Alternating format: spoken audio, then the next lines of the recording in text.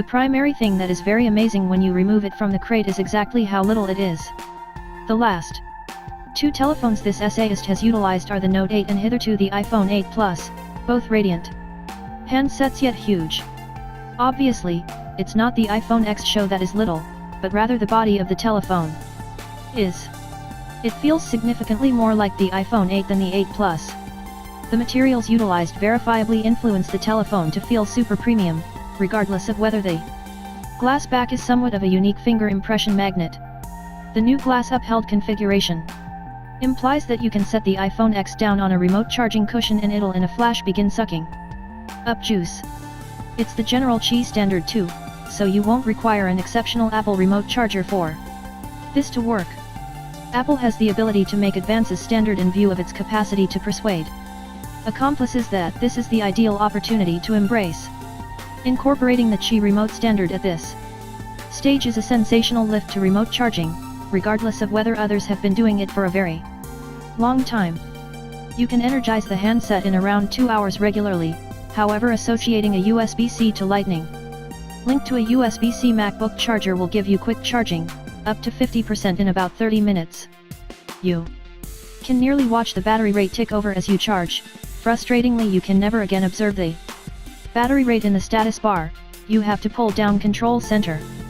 The second thing that is shocking is the first occasion when you swipe up to go to the home screen in iOS 11. It should feel peculiar, yet we discovered it didn't. Different commentators said it took them days to get used to the absence of home catch, yet we truly weren't pained by it. Indeed, truly. We amazed ourselves.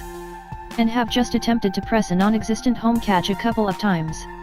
The 2436x1125 5.8-inch OLED screen appears to be especially brighter when set close by the 5.5-inch iPhone 8 Plus, in spite of the fact that it evidently is evaluated for an indistinguishable shine from the 8 Plus 625 CD/M2.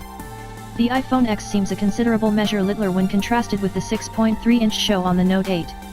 However, it's surely evident that the edge-to-edge screen looks staggering, both from an outline point of view and from an innovation perspective.